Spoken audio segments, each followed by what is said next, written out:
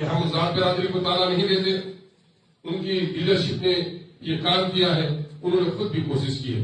37 لاکھ کی آبادی ہے ہمارے بنیاد بھائیوں کی. ان کی ملازمت ہونی چاہیے 58,000 اور ان کو 1,87,000 ملازمتیں ملی.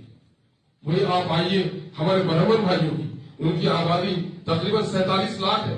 ان کی نوکری میں حصہ داری 71,000 ہونی چاہیے تھی. انہوں نے 1,71,000 کی نوکری حاصل کی. آپ آئیے نتیش کمار جی کی کلوی برادری کی طرف، ان کی آبادی 37 لاکھ کی ہے. ان کی نوکری ہونی چاہیے 58,000 لیکن ان کو 1,18,000 نوکری ملی. کیا جس ریاست میں، جس صوبے میں ملازمتوں سے مسلمانوں کی واجب حصہ داری سے محروم رکھا جائے، کیا مسلمانوں کی ترقی وہاں ممکن ہو سکتی ہے؟ اس لیے میں سمجھوں گا، میں چاہوں گا کہ مختلف حکومتوں کی جو پالیسیاں بنتی ہیں ان کو 2 کام کے لیے مخصوص کیا جائے. ایک تو ملک کی سطح پر آسام میں مسلمانوں کا کلچر کیا ہے، کیرل کے مسلمانوں کا کلچر کیا ہے. میں مہمان خصوصی موصوف سے کل کی گفتگو میں کہا تھا کہ ہاں یہ بہتر ہونا چاہیے کہ کبھی کیرل ڈے منایا جائے، کبھی تامل ناڈو کا ڈے منایا جائے، کبھی بہار ڈے منایا جائے، تاکہ مختلف صوبے جات میں ہمارے لوگوں کی جو تہذیب اور ثقافت ہے اس کا نمونہ یہاں پیش کیا جا سکے. یقیناً یہ کام کیا جانا چاہیے. لیکن ہم سمجھتے ہیں کہ اس وقت ایک ایسی شخصیت صدارت کر رہی ہے IICC کی، جس کو اللہ تبارک تعالیٰ نے قانونی صلاحیت بھی دی ہے، سیاسی تدبر بھی دیا ہے، اور سیاسی عظمت کے مقام پر آپ بہت لمبے عرصے تک فائز بھی رہے ہیں. سیاسی بستی میں آپ کا اثر بھی رہا ہے، اور اللہ کا کرم ہے کہ شہرت، عزت، دولت، علم کے باوجود بھی آپ کی انکساری اندر سے نہیں چھینی ہے. تو یقیناً میں سمجھوں گا کہ اس وقت آپ سے گزارش کروں گا میں بہار کی اس پریشان حال ملت کی طرف سے کہ سرکاری پالیسیوں پر ہمارا کیا عمل و دخل ہوتا ہے. سرکاری پالیسیوں کا تجزیہ کرنا، مختلف صوبے میں جو بجٹ بنتے ہیں اس بجٹ سے مسلم آبادی کو جہاں ریزرویشن ہوتے ہیں اس سے مسلم آبادی کے مستفید ہونے کا، سرکاری نوکریوں میں ان کی واجب حصہ داری کا کیا معاملہ ہوتا ہے، اس کے لیے بھی ایک شعبہ اگر قائم ہو تو ممکن ہے کہ اس کی سربراہی آپ ہی سے ممکن ہو سکتی ہے.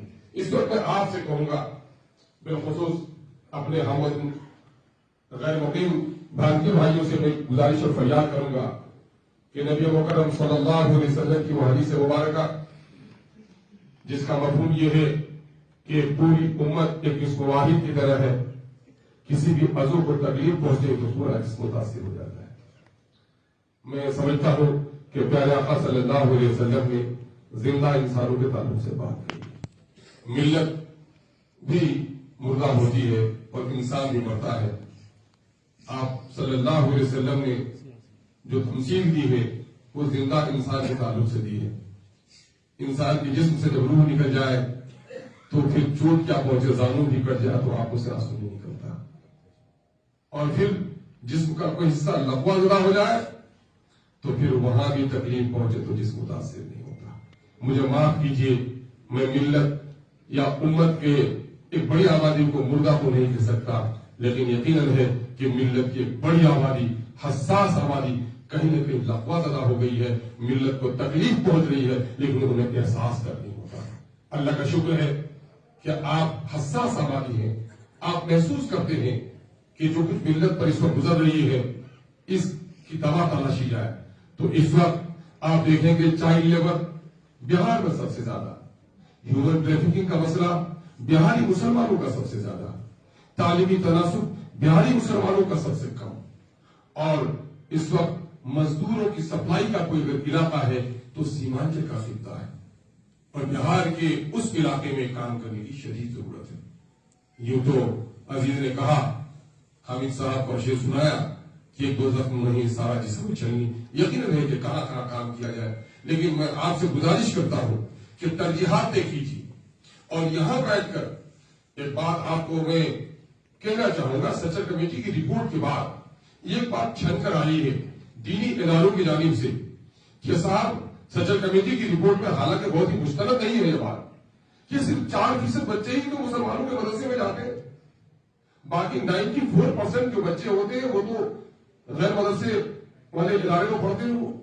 لیکن میں محتاط سروے کے مطابق کہنا چاہوں گا کہ مدرسوں میں یہ 4% بچے ضرور پڑھتے ہیں، لیکن ملت کی تمام تر رواداریوں کی اگر توجہ کا 90% حصہ اگر جاتا ہے تو مدرسوں میں جاتا ہے، اور بقیہ جو تعلیمی میدان میں، چاہے وکالت کی تعلیم ہو، چاہے سائنس کی ایجوکیشن ہو، چاہے صحافت میں ہو، اس میں مسلمانوں کی مروت، صدقات، زکات، عطیات یا کوپریشن کا بہت بڑا حصہ نہیں جا پاتا ہے۔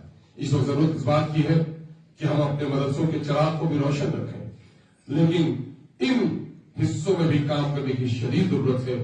RSS کے لوگوں نے محنت کی ہے کہ ہر سال وہ اپنے ذہین ترین بچوں کو پڑھنے کے لیے بیرون بھیجا کرتے ہیں مختلف میدانوں میں، لیکن کیا ہمارے پاس وہ خاکہ ہے؟ نہیں ہے۔